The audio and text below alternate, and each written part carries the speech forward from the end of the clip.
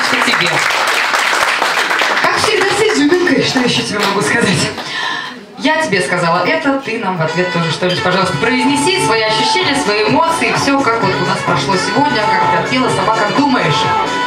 Ну, я хотела сказать большое спасибо всем организаторам, всем, кто имеет отношение вообще к этому празднику. И я очень рада и счастлива, что я являюсь частью этого праздника. Мы тоже очень рады и очень счастливы, что ты с нами, что ты наша практически уже семья, потому что все мы здесь друзья и почти семья. Бурные аплодисменты Елене. Комментарии членов жюри.